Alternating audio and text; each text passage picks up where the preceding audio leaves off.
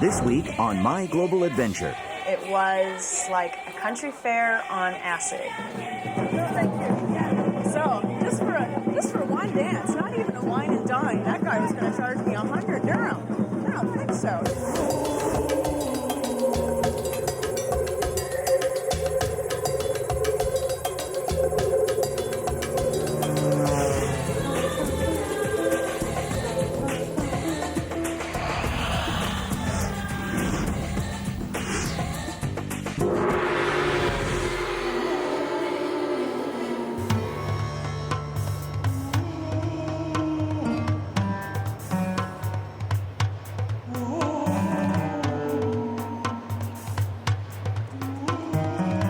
Well, here I am, 1 month into my 8-month journey, riding a camel across the Moroccan desert.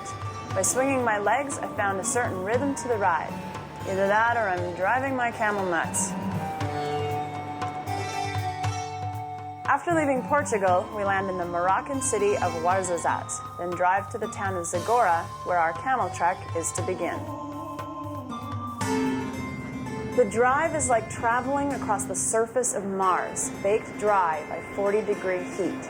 Zagora is about 3 hours from Ouarzazate, and, as the sign says, even farther from Timbuktu. All right, we've arrived in Zagora. It's now officially 52 days to Timbuktu. We're not going to Timbuktu, though. We're staying here. We're going to take a camel ride today. We've got the headgear ready to go. As you can see, our guide's preparing. Abdel was very encouraging. However, if one were to take his encouragement out of context, it could turn My Global Adventure into an entirely different kind of show. Yes, that's it, yes. Come on. Yes, come on. Good, yes. I really enjoyed him. I thought he had a great attitude, good sense of humor, a great smile, a nice big paunch that just sat on him like a 9-month pregnant little stomach there. At the same time, let's just say I was probably too easily maneuvered in this show, not enough experience to know how to keep him from becoming the show. You have to do like this. You have to do like that. And then you do like this. Oh, look. He told me this story about how palm trees will sometimes take 10 years to get as big as they are because they spend most of their time trying to grow this really, really vast root system. Because there's so little water, the roots have to go so deep in order to actually tap into any water. And he said, palm trees are the symbol of patience in the desert. And I thought, that is so true. If you don't take the time to build that root system and to keep digging even when you're not running into anything, you won't survive in a desert.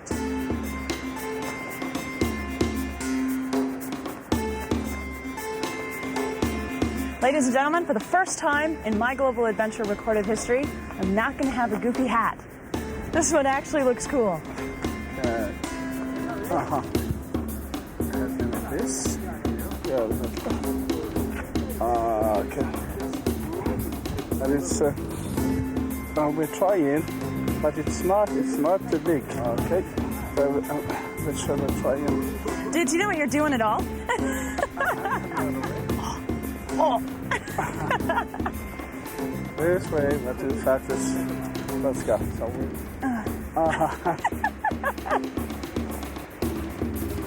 I'm ready for the desert, ladies and gentlemen. That's the best way to wear a shash. You know what? Difference between you and I is? Yes. I make this look good. Yeah. Okay. Woo! Woo! Oh. Like butter. Yellow.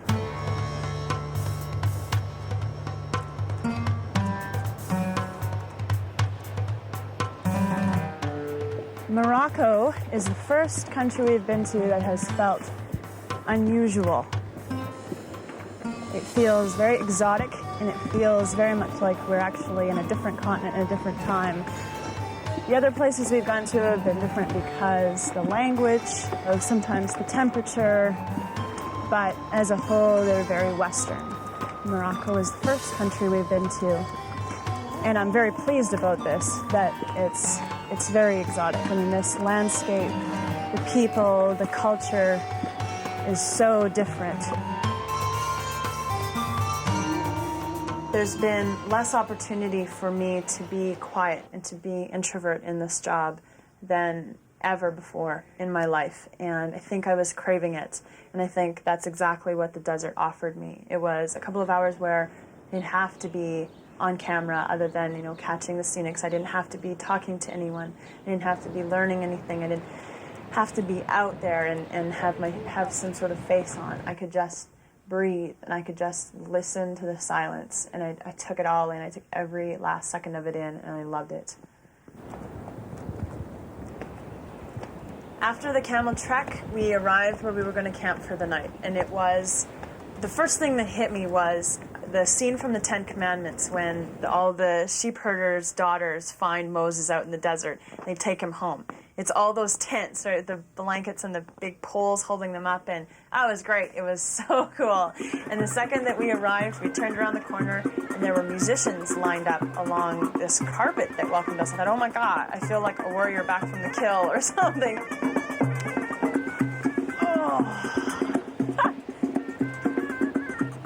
I love that camel, but oh my God, am I happy to get off.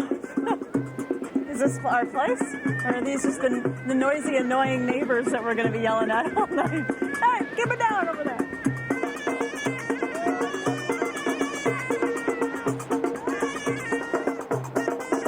And these two ladies grabbed onto me and pulled me in right away, and they were doing this kind of belly dancing thing, and I did a little belly dancing thing with them, although not as well as they were doing it, but whatever. Everybody was having a good old time. It was like you couldn't not all of a sudden be taken up in all of the energy of it. And what a contrast to the silence of the ride that it took to get there. All of a sudden, this energy, this life, and all of these people. And we had a great meal. We had great music. They stayed out all night, and we ended up sleeping under the stars. It was fantastic. It's definitely one of the highlights of the trip, definitely.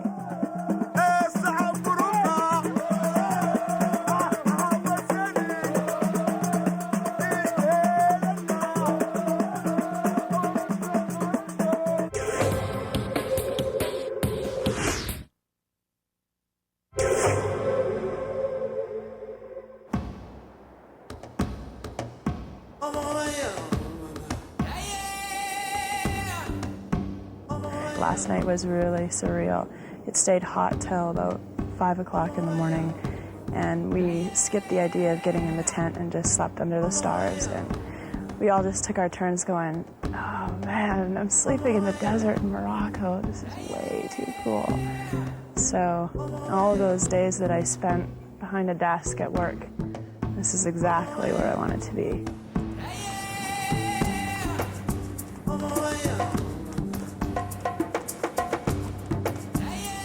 The Sahara exists because of its unguarded exposure to the elements. It receives little pampering, and it offers little in return. Then, every once in a while, there's a patch of green that offers life in the middle of all this sand. Good, well, let's head down to this oasis, make sure it's real. Yes. Not a mirage. Okay, it's real. Abdel and I visit one of the homes at the oasis, where I'm treated to a very important ritual in Moroccan life. Making tea. So we add the mint and sugar. Oh my God. Wow, you do like your tea sweet. Yes. To a day at the oasis. To be honest, I thought an oasis would be like 4 trees and a little pond or something that I've seen out of a cartoon, and it was not. This oasis was huge. It was fantastic. It was such an unusual little drop of life in the middle of this blank desert. The people inside learn to adapt to not having, you know, and therefore they settle in with what they have and they make the most of it. Probably they look at their lives as being, you know, blessed. They're surrounded by total blank desert and nothing. And here they are living in sort of the jewel of that whole desert, this little oasis. So to them, what they have is a blessing from nowhere.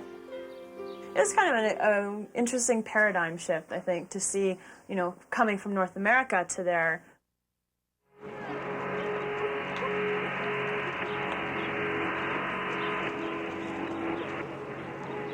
We had this encounter in Morocco where we were trying to take pictures of the women of the Flint Oasis. They would turn away. They didn't want their picture taken because they felt that it stole their soul. I think I can understand, in a way, what those women were worried about, because now I have this camera on me all the time.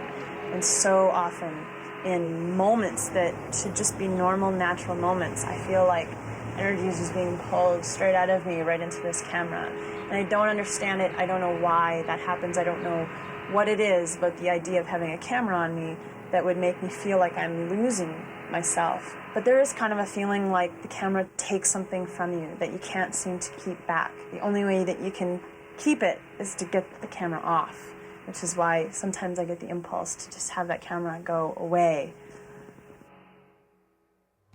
On our way from Ouarzazate to Marrakesh, we stop at the home of a Berber family in the Eureka Valley, where life is simple, quiet, and totally dependent on what can be done by hand.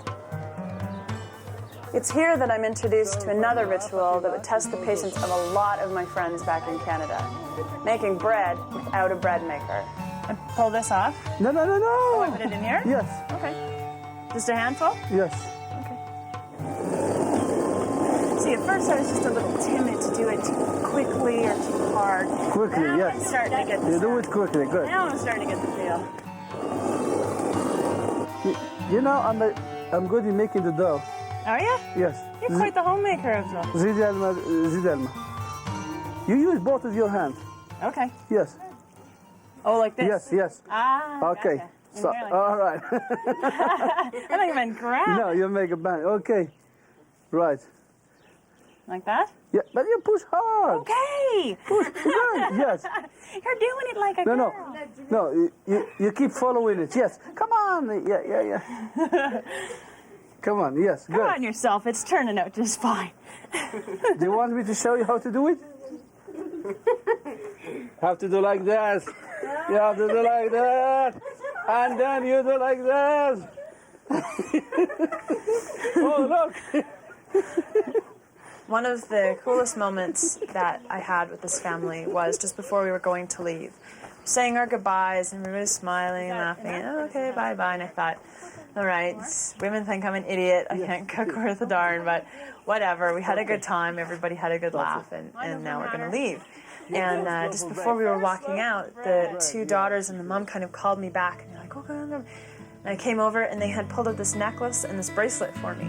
And they kind of took me in. It was like this pajama party moment that we just had. Where they wanted to put it on, and they were all like giggly and kind of gave me hugs and held my hand and stuff. And I thought, that's perfect. Now that's Moroccan family life right there. Just open right up and let you come on in. And they were so friendly. And okay, Asia visits an ancient tannery of Marrakesh.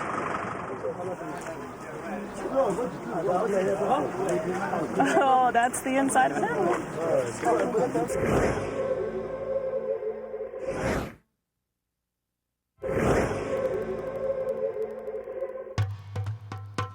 For over 1,000 years, the city of Marrakesh has been one of Morocco's most important commercial centers. The city is a hub for the production of carpets, jewelry, and crafts of all shapes and sizes. But its main claim to fame is leather, said to be the softest in the world, which is a clue to what the web audience has chosen for my Moroccan challenge.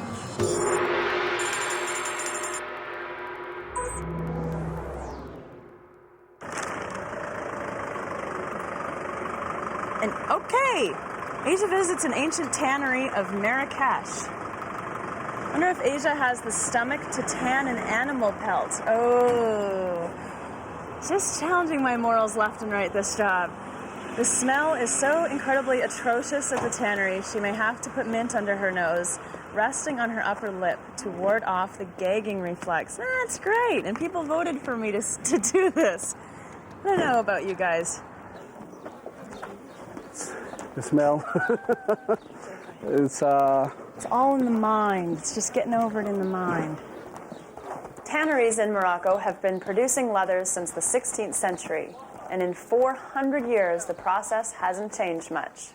First of all, they trap the skins in water for about 3 days, So now after they will take out the hair and they will trap them in lime for 3-4 days, and so they take them out. They already prepare a vat with the excrement of pigeons.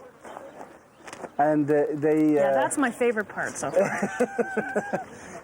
The first job that I had for the tannery was to lather these skins with this chemical product that had lime in it, which was like, ooh, really? This is pretty close to the most vile thing I've ever done. The next thing that I had to do, I was not so good at. It was probably the most disgusting thing I've ever done to date in my life.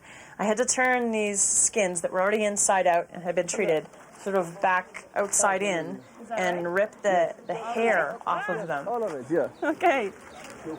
Oh, that's kooky. Oh, that's the inside of an animal. Stand corrected. This is, in fact, the nastiest thing I've ever done. And I swear to God, it had something to do with me being left-handed. I swear that I couldn't, for the life of me, figure out how to do it. It was probably partly because it was just rank. It was disgusting. It was a horrible little thing to have to do to a thing that used to be an animal. The third part is that you have to cut open the skin that used to just be the outline of this little animal that led into bits that could be laid flat so that you can treat it. So I had to balance myself on the edges of these big pits that had rotting animal carcasses soaking in water in them. Most of the time, tourists will come into the tannery, they will grab a bunch of mint leaves and shove them under their nose and walk through with these looks of utter disgust, going, oh, until they get out again. Here I was, I walked in, I adjusted to the smell fairly quickly, didn't have too much of a problem with it. And I rolled up my sleeves and I wanted to jump in and I wanted to try it out and do what they do. And they were all sort of like, they didn't know what the heck to do with me. Fortunately, they all kind of just laughed and then they relaxed and they thought it was cool after a while and they were showing me little tricks of the trade. So, no. The final series of things that you have to do in a tannery is to treat the skin with this yellow pigment that had oil in it. See, he's giving me all the wrinkly parts. That's not fair. You can't just sort of throw this dye on and everything is okay. You have to actually get down on your hands and knees and put elbow grease into it. Breathe in, breathe out. Breathe in, breathe out.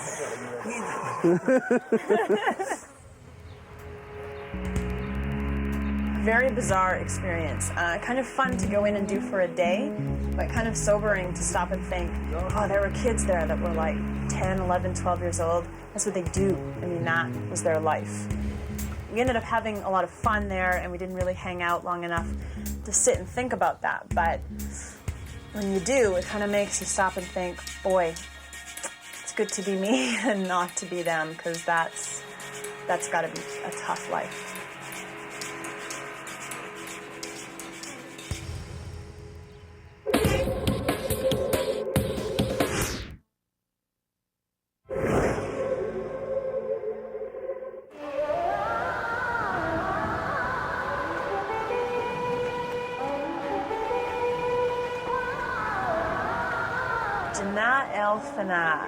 It was like a country fair on acid.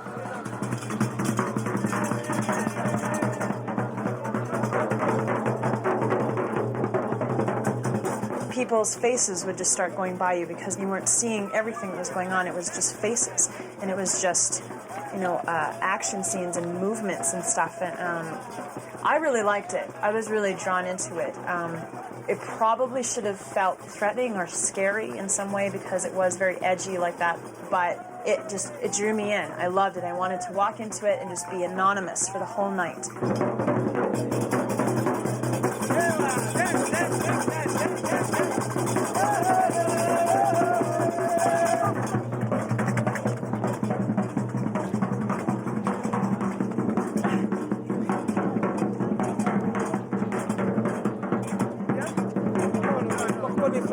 That's funny.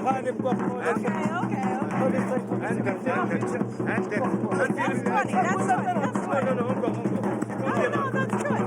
So, just for one dance, not even a wine and dine, that guy was going to charge me 100 dirham. I don't think so, Tim. It's good for nice eyes. We come from English. No, thank you. The idea is just to not stop moving. As soon as we stand still, everybody's ready to make you a deal. But you soon and quickly find out it's a deal for them, not for you.